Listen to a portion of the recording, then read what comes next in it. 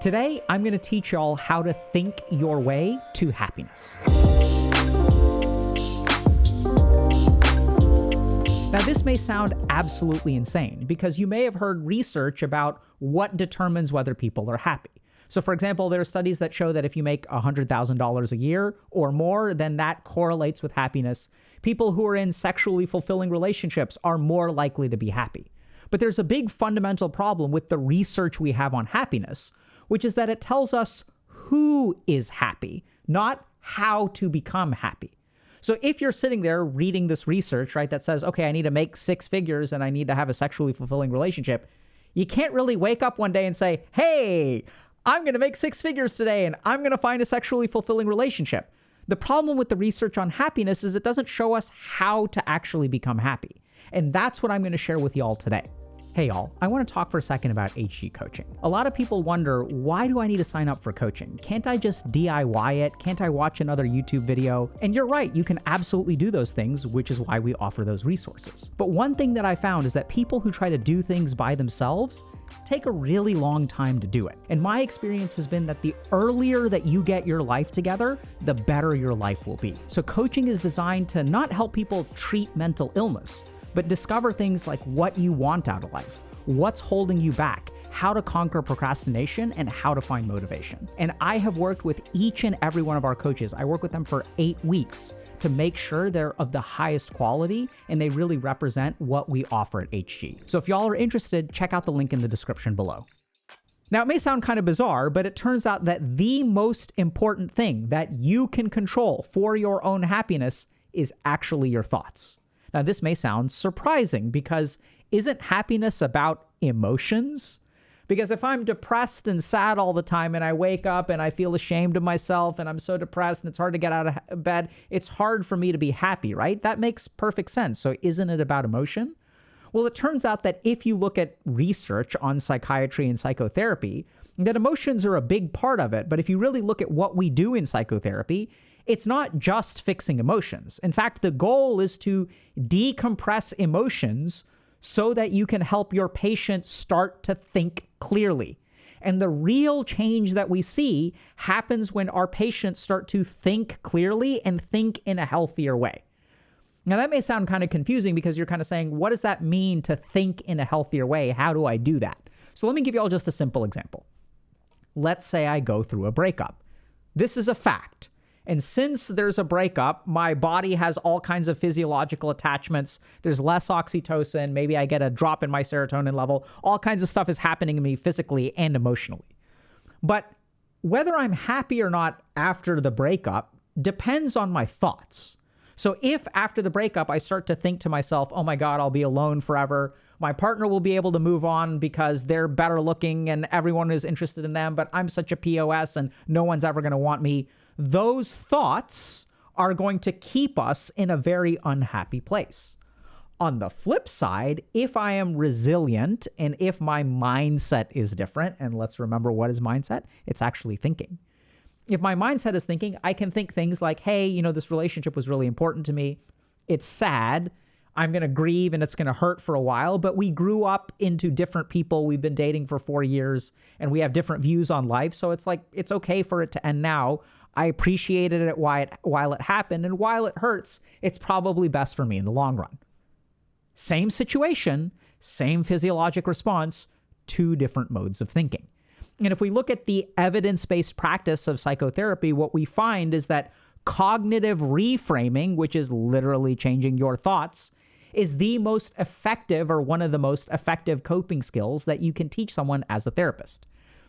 Just to contrast that, people who focus exclusively on emotions tend to actually stay stuck. So we even have research that shows that people who focus on emotion-focused coping, which means that I'm going to just manage my emotions all the time, don't actually fix their problems. It's the people who are able to make cognitive shifts and look at the world in a different way that are able to fix their problems as well as become happier. And for some reason, as a society, we've sort of lost sight of how to think and how important thinking is. So we're going to teach y'all a little bit about how to cultivate the right thinking. So let's start by understanding the precise sequence of thinking, emotions, and being unhappy. So thankfully, we have research on this where people have done even things like brain scans. And what we've sort of discovered is that the sequence of events that lead to unhappiness start with thoughts. So what usually happens is I have a thought. So the cognitive thought happens first. And following the thought is an affective change, which means an emotional response. So I will think to myself, oh no, I'm going to be alone after this breakup. And the second I have that thought, I will feel an emotional reaction. That thought will bring the sadness out. And if you pay attention to your own experience, you'll find that usually negative thoughts start first, and then they will activate emotions, and then the emotions will spur more thoughts. Now, this is when we get into things like thought loops, right? So I start to think to myself, I start with, I'm going to be alone forever. And then I feel sad. And then the sadness breeds more negative thoughts. I start stalking them on social media. I start, sitting around and like listening to sad music. And there's some kind of like affective change, emotional change that then propagates further thoughts. And y'all may have experienced this negative experience of a thought loop where you can't stop your mind from thinking. And when I worked with patients who have thought loops like this, what they want more than anything else is to just stop thinking. And instinctively, they know that the thinking is the problem. And this is why they reach for things like substances or video games or technology or whatever, any kind of distraction to shut off the thoughts. This is why people will drink a lot of alcohol before they pass out, because I need to stop the thoughts. I need to stop the thoughts. And why do we reach for those kinds of things? Because we haven't been trained at how to cultivate the right thoughts. And it turns out that the scientific evidence mirrors people's experiences, that if we really look at the origin of mental illness, it starts with a thought, then there's an emotional response, and then there is this really important step called a perseveration or a rumination of thoughts. And when the perseveration and rumination, which means we keep thinking the same thing, rises and rises and rises, that's what eventually leads to psychopathology or mental illness. So thought, emotion, more thoughts that we can't break out of, mental illness. And so how do we fix this situation? It turns out that we've got one really interesting option, which is if you look in the history of the world, in my opinion, and I'm not an expert in all historical, things everywhere, I think the yogis did a really fantastic job of figuring out how to cultivate the right thoughts. So they came up with this practice called mantra or mantra. And what they would do is they would engage with a particular thought over and over and over again. Now, mantras traditionally were chanted, but it turns out that chanting a mantra actually weakens its power. If you look at some of these old texts on mantra, what you'll find is that the yogis will say any mantra that's chanted, if it is whispered under your breath, the power of the mantra increases tenfold. So instead of saying things out loud, we actually want to repeat them softly to ourselves. This is what the science of mantra says. And it turns out that there's a very fascinating neuroscientific correlation for this. So when we say things out loud, this is something called phonotyping, and it actually happens from the cerebellum. So it actually happens in a primitive structure of our brain, kind of in the back of our brain. And if you look at sort of the subjectivity of saying things out loud, what you sort of find is when you're speaking, you're not really paying attention, right? The two are sort of opposite. You can go up and give a speech and you're not really paying attention or listening to what you're saying. You can't listen and speak at the same time, which is what makes socializing so damn hard, because you'll say something and, hey, did I say this already? Did I not say it? I wasn't really paying attention. And that's literally because the cerebellum where phonotyping happens, where speech kind of operates, is sort of short-term memory. And so the point of that part of our brain is we're going to put some information in, and then we're going to send it out for the purpose of communication. So here's what's really interesting. When we sub-vocalize, which means we say things under our breath, it actually activates a completely different part of the brain and serves a completely different purpose. It activates our frontal lobes, especially our orbitofrontal cortex. Now, this is kind of weird, right? So when we say things out loud, we're activating this part of the brain. And when we say things subvocally, we're actually activating a completely different part. And what is this part responsible for? So the orbitofrontal cortex and our frontal lobes are responsible for directing our behavior. They're responsible for controlling the other parts of our brain. And so it's kind of interesting, but when we subvocalize things, it's not temporary and short term and kind of goes out of the mouth and doesn't accomplish anything. When we sub-vocalize things, they actually sink deeper within us. And so if you think about the people that you know that are very vocal about their positivity and their thoughts, right? They're like, I'm going to be positive and the world is great and I'm going to advertise on social media. And I'm going to tell everyone, be positive, be positive, be positive. They all turn into passive-aggressive, narcissistic assholes, like content creators and influencers who are talking crap all the time about positivity. But the moment they get upset by something, and I guess I'm guilty of this as well, they rail at everyone else and all the positivity goes out the window. You may know these people who have all this false positivity that they're advertising all the time. We even have a term for it, which is virtue signaling. I'm going to signal to the rest of the world that I am good in some way, and that will be a substitute for actual virtue. And it turns out that the yogis were spot on, that when we sub-vocalize, it actually sinks into our mind and starts to shape our thoughts more. And you may have sort of noticed this when you mutter something under your breath. Who are you really talking to? You're talking to yourself, and it's kind of sinking further in. And it turns out that when we sub-vocalize, it actually shapes our thinking much more profoundly than saying something out loud. Now, the next question kind of becomes, okay, so even if we use this technique of sub-vocalization to implant things into our mind, how do I go about cognitively reframing? How do I start thinking different things for myself? And so this is a simple exercise that I give to my patients and I can share with you as well. So the next time you're in a situation which feels bad and your thinking is in the wrong kind of space, what I want you to do is pretend that you are talking to a friend of yours or a younger sibling or something like that, and try to be as encouraging and compassionate as possible. What would you say to this person if they were going through the same situation you were going through? And this is where, you'll much more likely to be more forgiving, be more encouraging, and be more compassionate. So you can even write down whatever you would say to that person and kind of make a list of it or think through what you would say. Now, this is where we're not really taught how to think, and this is where a lot of people will trip up.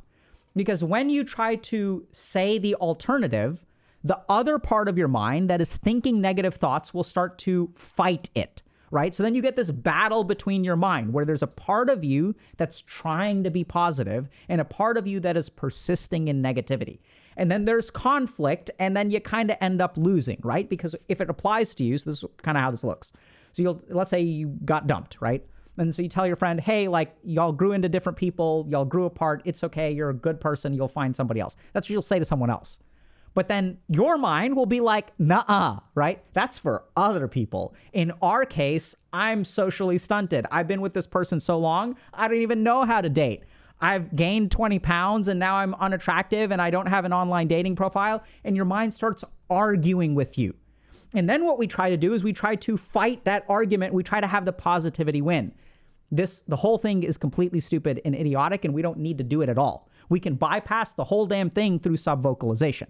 So this is the main thing that we forget or we miss, is that you actually don't have to argue with yourself. You don't have to convince yourself of anything. You don't have to say anything to the negative part of you. You do not have to win with these thoughts. All you need to do is sub-vocalize them. And this is how we literally inject positive thoughts into our mind where they will start to live. This is what sub-vocalization does.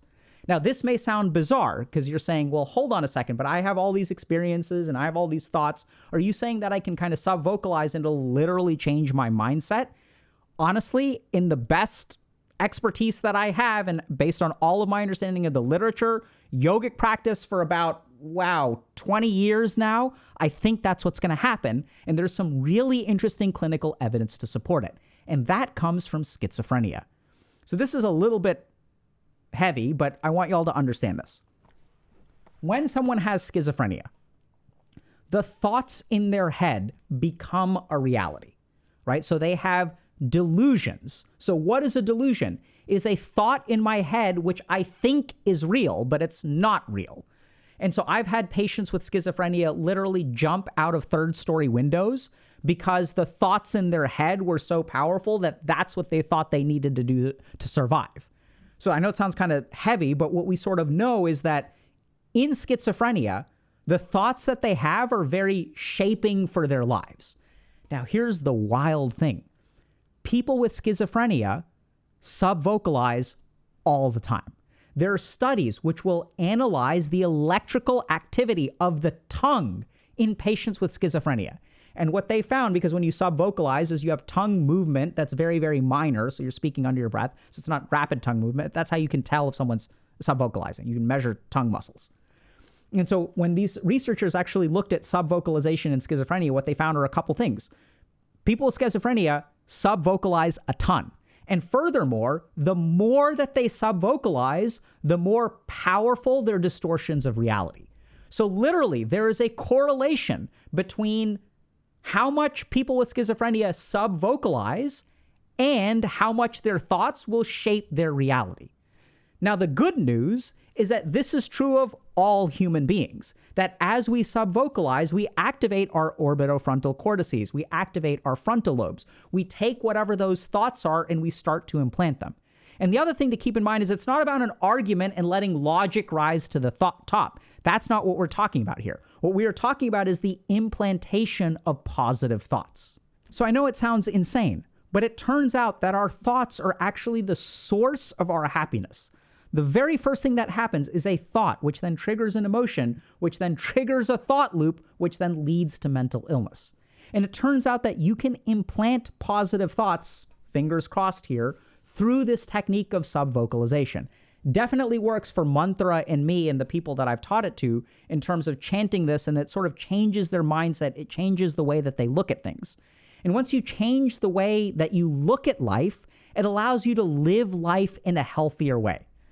So as crazy as that sounds, I strongly encourage y'all to try it and check it out. And don't give up on thinking as a source of happiness. Because if you stop and think about it, what you really find is that when we stopped trying to think our way to happiness is really when we've lost the opportunity to think our way to happiness, right? Because we gave up on that battle.